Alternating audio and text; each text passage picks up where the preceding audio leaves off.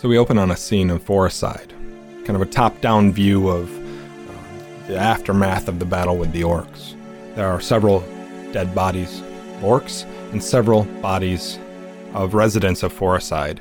And the militia starts to gather those bodies up, preparing for respectful funeral for the residents of Forestside and preparing for likely a bonfire for the bodies of the orcs. As we transition to inside the Hop and Barley Inn, we can see Dr. Leonard Bones McCoy working on a large tiger, surrounded by bottles of booze that he's using to clean the wound or sterilize his utensils. You can see Elmeric, bartender, running people back and forth between the door to the inn and the common room in the back for people who are injured, wounded, or just need a bit of a break.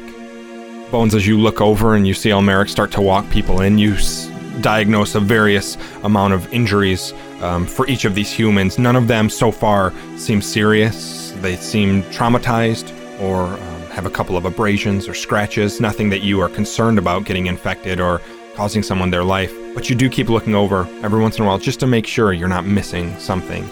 But the people start funneling in. You realize that there are probably 6 or 7 people in that back room. In the center of the tavern, next to a body of the largest orc, is Jasmine, who's just revealed herself to Archer as the Princess of Erebor. Welcome to Melting Plot, an actual play podcast that features a cast of characters randomly selected from popular fiction. Each season, our heroes attempt to survive an apocalyptic scenario to find out how their characters might handle themselves at the end of the world. If you're new to Melting Plot, I recommend that you start at the beginning of the season so you can experience the story the way the players do. This is Season 2, and Middle-earth is in peril. Frodo was unable to destroy the One Ring, and Sauron's army covered the world in hatred and darkness. What little hope remains is tied to the fate of a few heroes willing to resist. But will it be enough?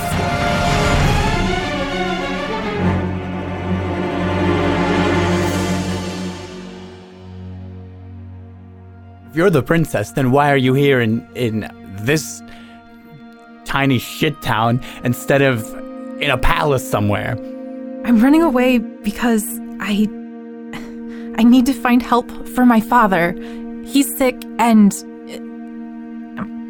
the man who wants this place can only get it by forcing me to marry him. Bones, you can hear this conversation from where you're at. And you overhear her mention that her father is sick. And you know she's the princess of Erebor, so that indicates to you that she's speaking about the Sultan. If your father's the Sultan, then can't he afford a doctor? I mean, why are you running away? I mean, can't you just find somebody in your kingdom? You've got all these resources at your disposal. I think you greatly overestimate how much sway I have in my kingdom. I can't make a move in the palace without Jafar knowing about it and keeping tabs on me. He's got more resources than I do. And this Jafar character, he's trying to marry you? Yes. If you're some pampered princess, why don't you just marry the most powerful man in the kingdom? Isn't that really all you want? Little security, a little power, maybe someone who can buy you a little bling? Jasmine looks at Archer with absolute, utter, horrified disgust. And she's like, Do you really think I'm that shallow? You barely even know me. No, I don't want to marry him. I'm pretty sure he's the reason that my father is sick. Why would I want to marry somebody who's killing my father? Well, you didn't mention the fact that it was his fault that your father was sick. You just said your father's dying and this vizier character's trying to marry you. I mean, give a guy a little context. I have reasons to think that Jafar is, at the very least, not interested in helping my father get better. Even if he's not doing it, he hasn't been finding my father a doctor. He keeps insisting that my father's time is up and the only thing that I can do and my only option was to marry him. And I don't want to. I want to find a doctor for my father. I've at least got to try. I have to try, if there's any chance. Well, Your Highness, I've patched up your kitty cat.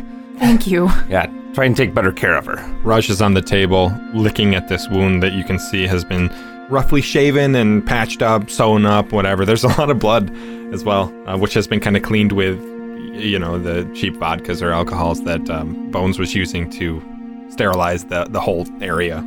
Jasmine walks over to Raja and kind of like intercedes from him licking the wound and like kind of like moves his head away and turns to Bones and says, Raja's a boy. Suppose I knew that. I couldn't help but overhear, though, that your father's sick. Yes. Perhaps it's something that I could assist with. You could tell me about his sickness. I can tell you what I know. It's not that much, but he hasn't been acting himself lately. He's pale. He's been playing with toys. And I don't know, he seems to listen to whatever Jafar says, and he didn't used to be like that. He used to make decisions even when a lot of people didn't like them, and now he's making decisions he wouldn't have made before he seemed to get sick, because now he's making decisions that are forcing me into situations I don't want to be in, and that's not like my father. He would never do that. He would never hurt me. And now it seems like he wouldn't care. Bruce walks into the tavern. He's got a little container of what looks like a paste, and he starts going over to the different people that have just pain on their faces and kind of offering this to them. And they smell it and react in kind of this violent way.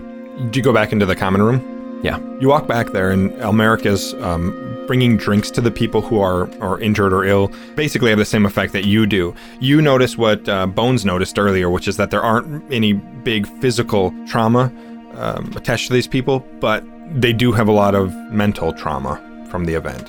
And so he kind of goes around and offers this smelly substance, getting people to smell it. Yeah, so you work your way around this room. First of all, can I have an alchemy check to see how effective this is? So, yeah, you can. In my head, all this was just a really strong smell to distract them from pain. Oh. It's not even a smelling salt. It's just so it doesn't do much. Okay. It was only so you're just giving it to yeah. it's placebo. Yeah. Okay, make it daunting then. What? It's not having the effect of it is to distract them from pain, but all they're getting is a really bad smelling smell. So it's not going to have an effect of making them better. So I want to see how bad the effect of having the bad smell is. All right. And I probably had to make this while I was walking in, so probably 2 black dice? Yeah. Well, 1, I would guess. All right, we'll knack for it anyway. He literally just wanted to have him Adam to take him away. Oh, sucker. You want to push back on my thing? Oh, no, I failed. Any advantage or threat? So I did get a triumph. Okay, so the triumph is this scene that's about to happen. You can direct it in a direction that's positive for you. So you're walking around and giving people this unguent that they smell and is, at least in some effect, distracting them from the pain of it. But when you get to who you know is the blacksmith, who has some cuts on him, and he's got actually a fairly deep gash on his hammer arm, you give him this smelling salt, and he trusts you, so he smells it, and he goes, and knocks it out of your hand and says, "What are you trying to give me?" Oh, it's actually nothing. It's just a little bit of a distraction from any pain you might be experiencing. But the hope is that the psychological effect that it induces will actually help you to have a moment of respite from the pain. It's like, are you drugging me? Bruce, I trusted you. He stands, and just for a moment, you get that kind of nervous fear of losing control, and you're able to bring it back down, but he says, "Are you trying to drug me?" No, and he's gonna take some of it, and he's gonna eat it. The triumph is that you don't vomit it back up, I guess. This calms him, and he says, "Bruce, I'm sorry. Yeah. Did you see what they did to the pavilion?" And you recognize, you saw during the battle, they just knocked his stuff everywhere. Blacksmith with no tools, and this, he motions to his arm. "Not sure if I can swing a hammer. I'm sorry, I'm just on edge. I appreciate you trying to help." Yeah. What was that stuff? It's a mixture of some different plants that I just found in the immediate vicinity when I was hiding under the brush. He slaps you on the back hard enough that, you have that quick, Cough up the stuff. yeah, and you see green just for a moment, that flash where everything kind of just shades to green, and then you're able to bring it under control, but you realize how elevated you are right now. And he says, how'd it taste? It was it was a decent distraction from everything I was experiencing. That's the way we'll Fucking liar.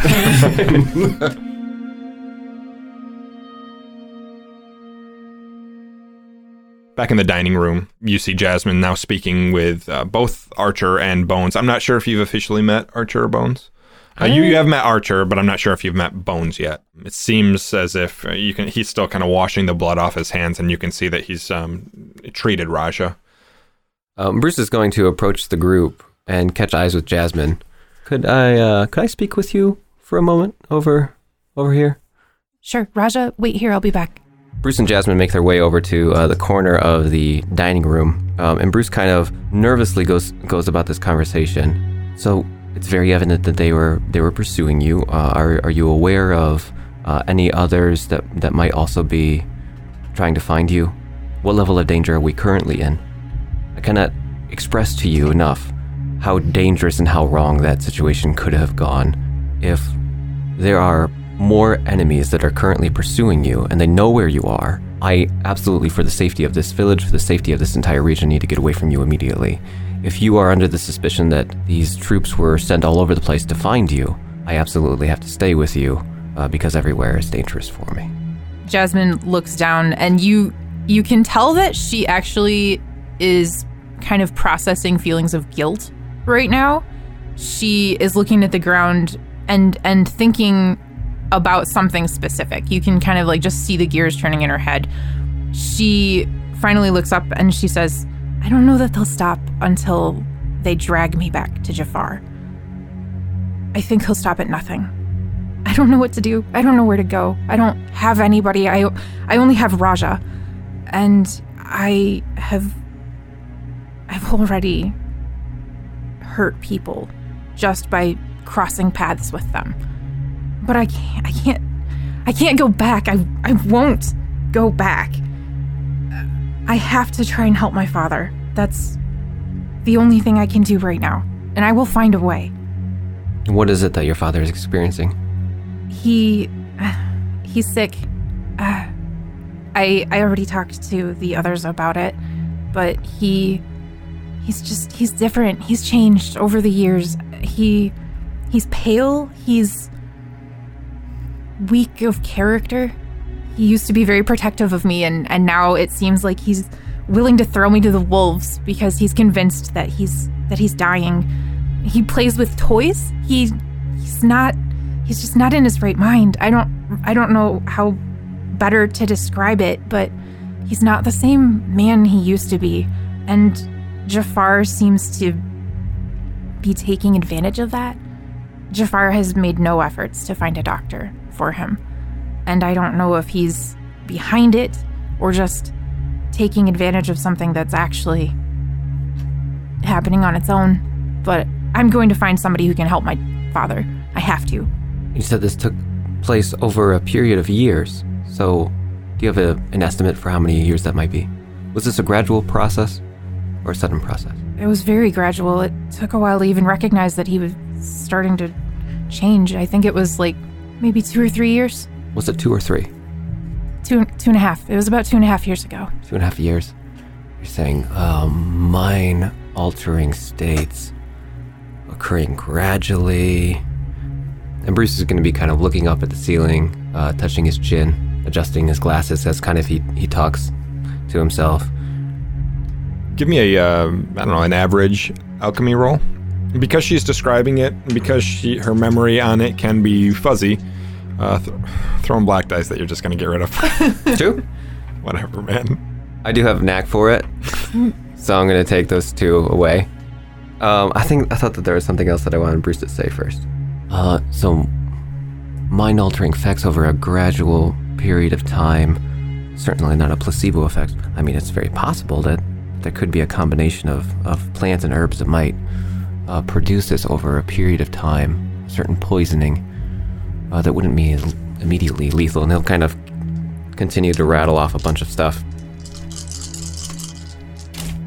I got double triumph with 3 advantage. Let me put it this way. With the right herbs, you could duplicate the effect that she has described with alchemy. Yeah, that seems like 1 triumph. Like, we could use this as a story-driven point, too. I don't know where you're planning on going, but if I had an idea of, like, where a plant was that might actually yeah, throw that in. Yeah. I don't, I'm turning to Jasmine again. I don't want to get your hopes up in any sort of way, but I do believe that this could be in some sort of alchemy taking place here. Now it's a very vicious cocktail of a variety of different plants that you have to find in varied locations, and in order to reverse the symptoms that he's experiencing, the only plant that I can think of that would help with that is as far away as Fanghorn.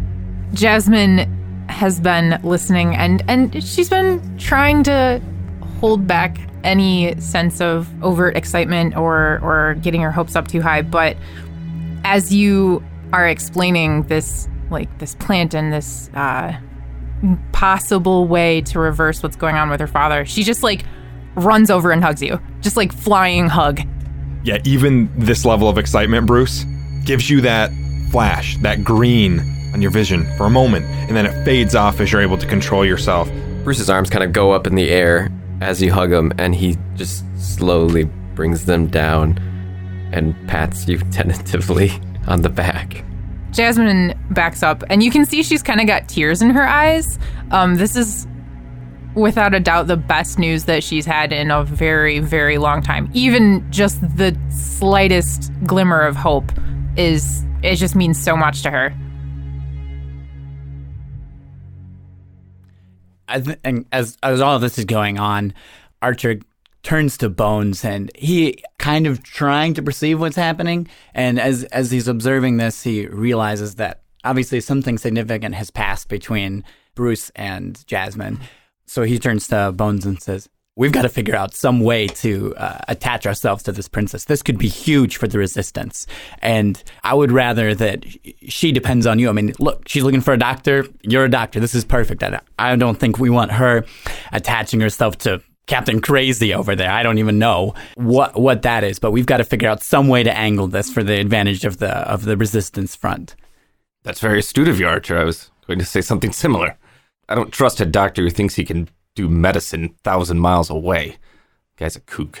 When Jasmine suddenly hugs Bruce, Archer kind of steps in and is like, "Hey, what's the good news all of a sudden?"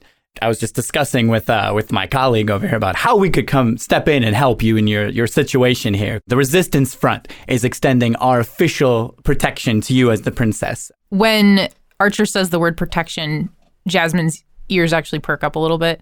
She looks at you very pointedly, and she says, those creatures are not going to stop hunting me until they drag me back to Jafar. Which is why you need us, and we would be more than willing to come to the aid of a damsel in distress. Jasmine's look of gratefulness immediately turns into dagger eyes, and Raja senses this and hops off the table and comes right beside her and starts growling at you. And she says, "I am not a damsel in distress. I've made it this far on my own. I appreciate your help, but you can keep your arrogant attitude to yourself." I think he means you're a friend in need.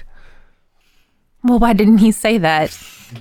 I often wonder at the things he says. In either case, we need to start moving immediately. We need to get out of here. I agree. We need to find a way to examine your father so we can begin to even consider what this possibility is. No, we already know what the possibility is. We've already established the information that we need for this. At this point, we're heading away from her father in order to pursue the actual cure. There is no way you can know what's causing this issue. The longer we delay, the worse it's going to get. Believe me, I know exactly what this issue is. It's an imperative that we get moving immediately because it is not safe for us to be here, both for the princess and for myself. At this moment, the door to the inn opens, and one of the militiamen walks in, and he's now suited up, full armor. He's got his sword at his side and shield on his back. And he finds Elmeric, and he asks Elmeric for some supplies, some travel supplies. And you overhear just a moment of their conversation where he says he and the other militiamen are leaving to go try to track down the woman who was taken hostage. So at the end of the combat, one of the patrons of the tavern was pulled out of a window and drug into the woods south of the road. And it appears that they're going after her, which, Bruce, you've been here long enough to know there are only 3 militiamen, so this will leave this town unguarded. Jasmine, Iago was seen here in this town. He's nowhere to be seen after the fight, but he knows at least that you were here and his presence may still exist here. Bones, Archer, Lana hasn't returned. She pursued that cart that was being drug away by orcs, and she hasn't come back. So right now you're looking at a scenario where you can't stay here because Iago knows you're here, but you can't leave here because there are no guards to defend the people of this place. You can't go towards Erebor because that's where Jafar's at, but you can't go away from it because that's where Lana went. Where is Lana? What happened to her? I mean, all of a sudden she just abandoned the village in the middle of a fight, and I had to save the day. But now, has she even come back? Where is she? She's getting Barry, Archer. Oh, Barry. Who cares about Barry? He was a useless stub anyway. Lana?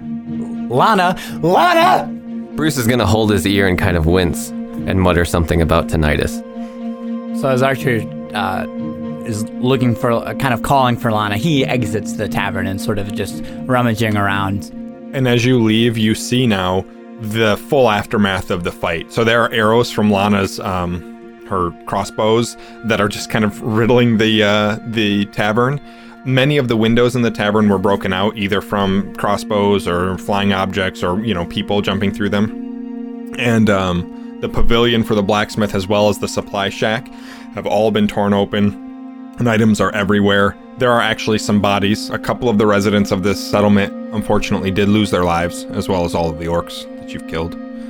And people are starting to gather them. And as you leave, just then, you see as the 3 militiamen start to head off into the South Wood. I thought this place was a shithole before. Back inside, Jasmine looks back and forth between her 2 companions, and she says, "Well, I'm not going back towards my father. I can't risk Jafar catching me right now. Not without at least trying to find the kind of cure that you," and she nods towards Bruce, "that you think might work. I'd be willing to go back with that, and you can take a look at him then if we can get that close, but I'm not sure we can. Not right now. It's too soon." I'm willing to follow you wherever you want to go, but I'm not going to let this man sell you on snake oil. You didn't see what he did before. He healed a little girl without even seeing her. Bruce is just going to look at Bones. So you're just some kind of miracle worker, is that it? You save one little girl and suddenly you can cure the world. You go around selling songs to princesses? I wouldn't call myself a miracle, but, if anything, I'm a curse. But if I have the chance to help, maybe I can, pay for some of the things that have gone wrong. I don't know what you've done in your past. Neither do I. Look, I understand why you want to go look at my father. I would like as many doctors as I can find to go take a look at him, but I also can't afford to get caught right now. And that stupid bird, I saw him here, and the last time that I saw him, a really nice person's house got burned down, and I don't know if he's even still alive right now. I am leaving. I cannot put more people in more danger than I already have, so I'm leaving tomorrow morning, and I'm following him, and she points very decidedly towards Bruce. Is there a reason that we have to wait until morning? Other than the fact that it's getting pretty dark out, I didn't really want to travel at night, but if you think it would be safe, we can leave now. We already know that this location has been compromised, so it's not safe to stay here, and I don't think it's safe to stay here for any amount of time, including the night. Our journey is going to be longer than one day, so regardless, we're going to have to figure out what to do at the nighttime. I'll serve you as a doctor while we try and solve this issue, but I'll leave the planning to you and your vizier, and Bones will take his leave. Jasmine kind of gives a snarl at that term. She's not super fond of it right now. So out from the common room in the back now, it's been an hour and a half, maybe approaching 2 hours, and people, as they start to calm down and as they have bandages kind of applied to their wounds in as well of a manner as Almeric could manage, and as you are looking at their wounds, you see that they'll be fine. They start leaving the common room and heading back to their homes or back out into Forestside. And the blacksmith, man, by the way, Bruce, that you know as Connor Merck, comes out of the common room, and he's holding a pewter bowl, and it's got some substance in it, Bones, that you can see as he approaches Bruce, and he hands him the dish. And he says, "Thanks for the help, but this didn't work on anyone." He slaps him on the back again, which kind of causes Bruce to drop the dish, and it rolls to your feet, Bones, and now you can see this paste, this mash inside that has this very foul smelling odor, and it rises to your nose, and as you pick it up maybe to hand it back to Bruce, you can see his kind of witch treatment that he's trying to apply to the people in the common room.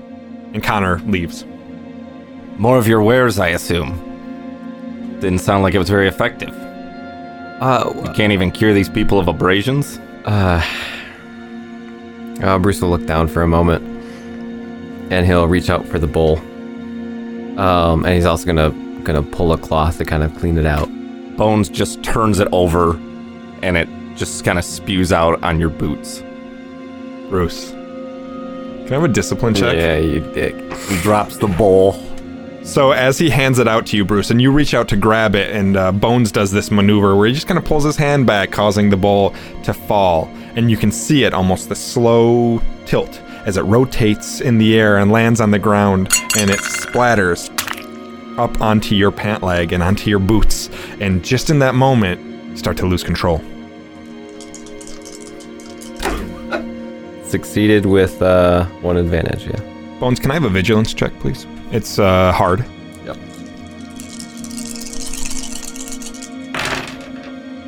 I have a triumph. So as this unguent splashes onto Bruce's clothing, he snaps for just a moment, and Bruce, you see everything in green, and you have this uncontrollable rage for just that moment, and then you're able to calm it down and go into your standard mantra, this calming mantra, and it's able to bring your heart rate down, it's able to calm you, it's able to stop the transformation, but this interaction is not missed by Bones. So Bones, you see, as he tenses up, you can see his muscles grow in size just for a moment, split second, right? And he looks up at you, and you see his eyes clouded over entirely in this kind of green mist. And it's so subtle that it's lost on everyone else in the tavern, but it wasn't lost on you. There's a monster in there. Seems you dropped something. I apologize for that. Bones bends over, grabs the bowl, and hands it to Bruce. So I don't know what happened to Lana, but I can't seem to find her. She's off gallivanting, I assume. What did I miss? Did you guys make any decisions? Because it's getting dark and I'm getting thirsty. We were just discussing the possibility of leaving immediately, actually. Leaving immediately? You want to head out to Mirkwood in the dark? Do you know what's out there? I know exactly what's out there. Oh, do tell. Because I'm not ready to go toe-to-toe with giant spiders or feral wolves or who knows what else is out there. This is a place of safety. There's light. I'm not leaving tonight. I don't know what's out there, though giant spiders don't really sound like that much fun, but I know what's behind us, and I know what's hunting me. In case you didn't notice, I very easily dispatched what was hunting you the last time, and I think that right now, we don't have gear together. We don't know if we're going to be trekking through Mirkwood, it's going to take days. We need supplies. We need horses. And I don't think any of the things that we need to survive a trip through Mirkwood is going to be found in a matter of hours. And it's already getting dark. I agree that the forest with arachnids of unusual size is a bit off-putting. However, it feels like no time like the present to begin rounding those things up. That's fine with me, but I think we need to sleep here tonight. Just at this moment, Almeric comes up to the group, And you can see people are now starting to settle into the inn and sitting at the tables, ordering, kind of going about business as if, there wasn't just this nightmare that occurred, which you assume is a coping mechanism just to get back to life. So Almeric comes up and says, do you want a seat? A chair, a table? I can clear something off for you. Hungry? Thirsty? It's on the house tonight. Well, that sounds good to me. I am really hungry, actually. Bruce? Come on, Bruce. All right. He walks you to a table, farther away from the door and farther away from the general gathering, probably because of how loud and how rambunctious your conversation has been. So he kind of brings you off to a more isolated area near the back of the tavern, where the light doesn't quite reach you fully. So he lights another candle, and he sets it on a sconce on the wall nearby, which casts these kind of devious shadows around the tavern. Somebody steps to the center and starts to play up a tune and tries to get people to relax a little bit, that same song that you've heard before, because this minstrel maybe only knows one or two. And Almeric takes your drink order. After he gets your drinks, brings them back to you, he kind of sits with you for a moment. He pulls up a stool and looks around the group. Your name is Bones? Well, my name is Leonard. Why do they call you Bones? It's kind of a tough story, to be honest with you. After the war, I was responsible for treating many of the wounded, not only soldiers, but also common people. And not a testament to my success, but unfortunately, many of them did not survive it, which left me responsible for disposing of the bodies, and we certainly didn't have the manpower to dig the graves, so most of them we burned. And I would have to walk the bones, cart them out. Jeez, man, who would use that as a nickname? What asshole gave you that? You can't imagine who'd want to rub that in your face constantly. He looks to Archer. Everyone kind of looks to Archer absentmindedly. Archer's just downing the first drink that he's brought, and he's like, "What?" Hey, man, I'm sorry that stuck with you. You said you're Rangers from the Ranger group? Tell me more. Go ahead and tell him. I'm a bit of a merchant for information, so... We were sent on a fact-finding mission. We're just an advanced group. We're trying to get a sense of sympathetic audiences for our cause who might be willing to take a stand against the darkness that's gripping the land. Do you have a king? Leader? We do have a leader back in our base to the south. We're trying to expand our operations. Currently, I'm the ranking officer in the north. How big is your group? Just here, there's 5 of us, and your mother back at base. We've got emissaries all over. I only see 4 of you. You said there's 5 of you? Bruce, you're part of this group? Oh, I'm not, no, absolutely not. I'm not a part of this group. You know that. I've been here for quite a while. Well, yeah, this group came later. All this information is new to me as well. Well, Lana, right now, she's off. I don't know what. I think she was trying to find Barry, but I mean that guy was just a nightmare when he had 2 legs. When he had 2 legs? What happened to his legs? Well, You sent him into a cave with no arrows, Archer. he was the distraction. Obviously, an unarmed target looks like easy prey. We were going... He was easy prey. My God. That troll bared right down on him. They were dust. Keep your voice down. I don't want people to worry. Jeez. Well, needless to say, it's not much of a loss. Whew. All right. Well, look, I've learned a lot about your group. Miss, now looking at you, Jasmine. Who's looking rather horrified at her protection. Yeah. Where are you from? I'm from the east. From east of here. His eyes narrow. He looks at you pointedly. What do you mean east? I don't think I should say anymore. No, I insist. What do you mean east? East. It's a direction. Almeric has been a very, very trusted friend. No, Bruce, really Bruce, stop. What do you mean, east? Okay, I don't like your tone right now. You're getting a little hostile, and I think that you should back off. Maybe we should be asking you the questions. Why are you so interested in this information? He keeps staring at Jasmine. You an Easterling? Jasmine holds his gaze for a couple of seconds, and then without any sense of shame, she nods in the affirmative. He stands up. He looks at the table. Well, I understand you need to be on your way then. I won't keep you here. And he walks off. And just now you're starting to understand. Easterlings are not heroes in this world. Easterlings joined Mordor. Easterlings fought for Sauron. This might not be a safe world for you.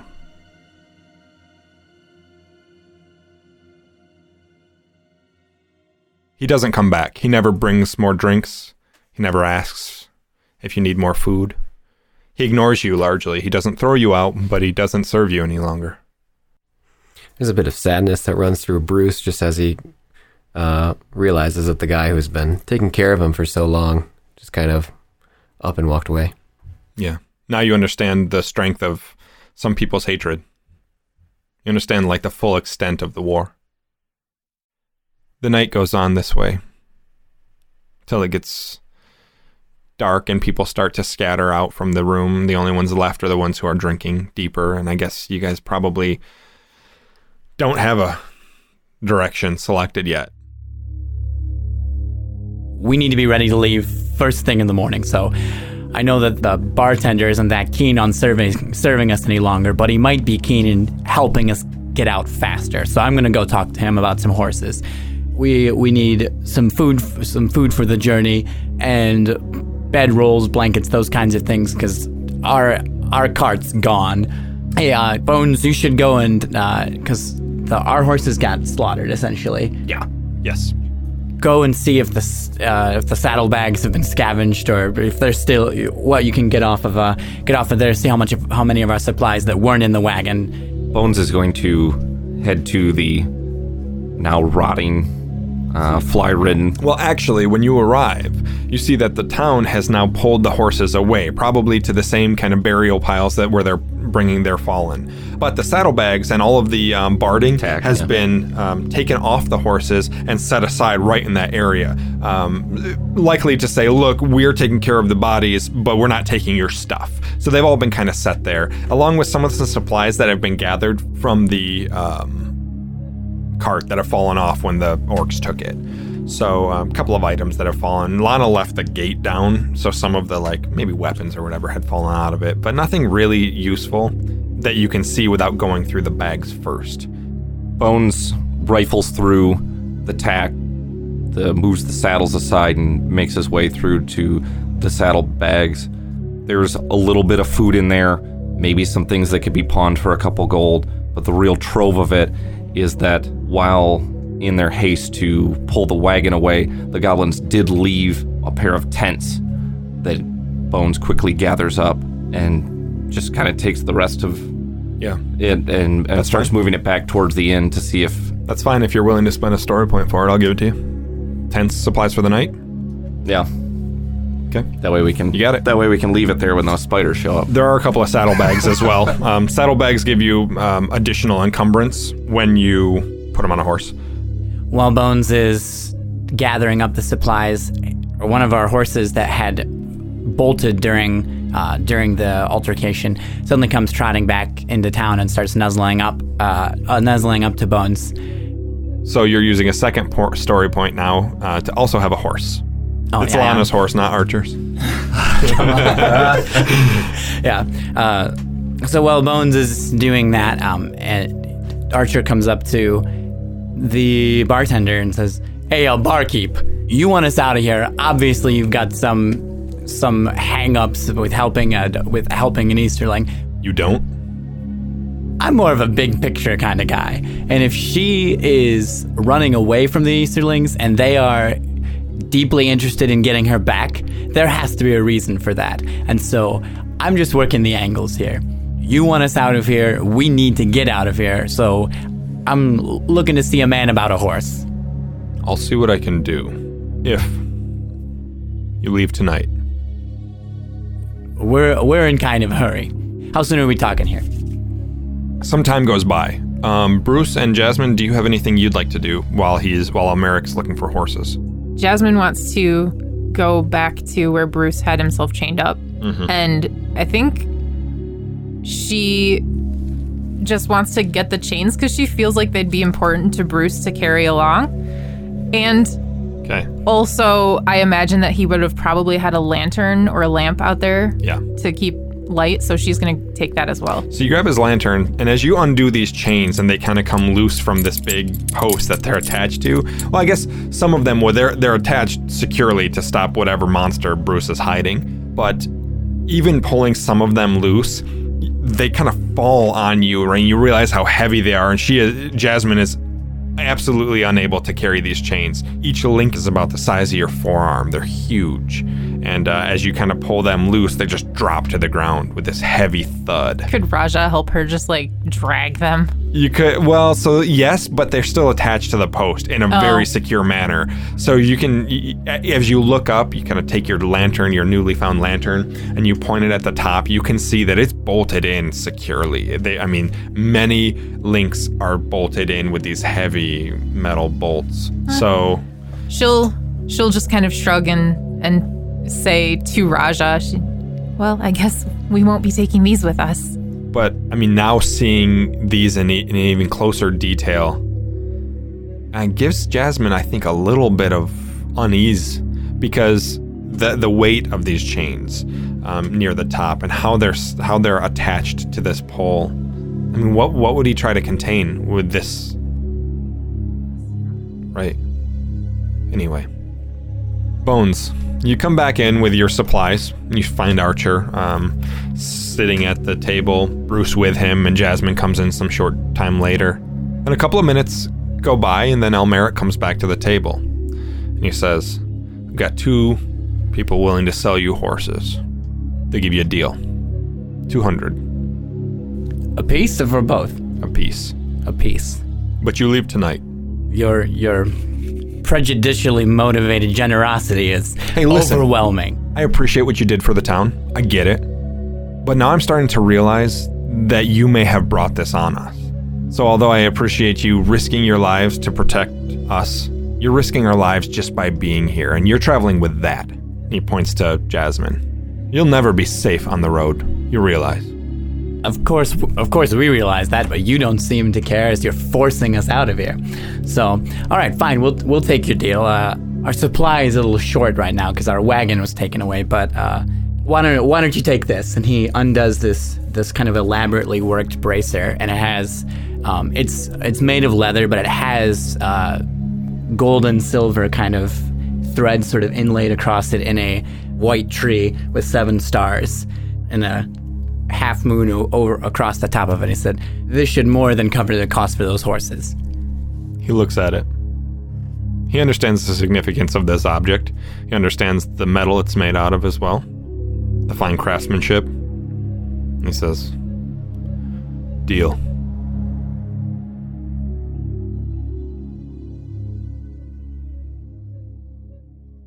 You might want to leave a message for Lana if she comes back here with him.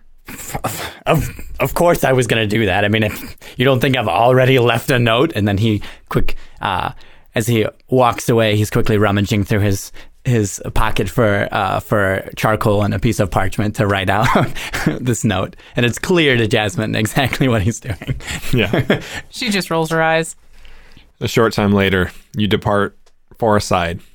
You have 3 horses, one that Bones found earlier and the 2 that you purchased. So who's riding and who's walking? We're all riding.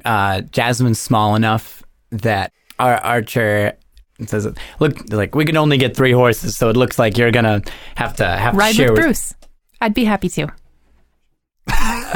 Clearly, this is not the plan. This is not what Archer had in mind. But I think Jasmine knows that. Yeah, she knew what this was. He's like, "Yeah, of course, ride with Bruce." He's so scrawny anyway. The horse wouldn't even notice an extra person. Clearly, he is not a specimen. Also, things almost always work out for Archer, which means that he gets a story point back in the midst of his confusion. Yeah. Before we leave, Bones asks the group, "Everyone get everything that they need? No one left anything behind?" Kind of looks at Bruce. "We wouldn't want anything holding us here." No, I think we're ready to go. What hour is it now? Now it's late. Now sun is fully down, and the forest itself is so dark, so dense because of the canopy that grows overhead. Even as you're traveling along the trail, the Old Forest Road, which has been largely carved out, has overgrown on itself, and the trees start to reclaim the path itself. So the darkness is deep. It's forcing you to light a lantern just to see your way forward. You leave Forest Side this way. 3 horses, Bruce and Jasmine sharing one, Bones and Archer on separate horses. And you head west. It's going to be a long journey out of Mirkwood, and the darkness is going to hinder you. And to make matters worse, you can feel it as rain starts to fall, and a low rumble of thunder in the distance. Bruce is going to look around at all of his travel companions, and he just sort of mutters to himself, all right, so traveling with a man who has no respect for my knowledge, a man who has no control over his volume of voice, and a princess who is being pursued by orcs. What could go wrong? Thank you for listening. If you like the show, please share us with your friends. One of the best ways that we can grow the show is through word of mouth. Another great way to support the show is through ratings and reviews. Every 5-star rating and review that we receive helps others to find the show. If you'd like to connect with us, you can shoot us an email at meltingplotpodcast@gmail.com. You can also follow us on Twitter @plotmelting. All music was written and produced by Zachary James Kolkman. Sound design by Jeff Henders and Zachary James Kolkman. Jasmine from Aladdin was played by Rachel Kamstra. Bruce Banner was played by Zachary James Kolkman. Sterling Archer was played by Silas Sheffer. Leonard Bones McCoy was played by Tippett. And I'm your host, Jeff Henders. Thanks for listening, and see you next time.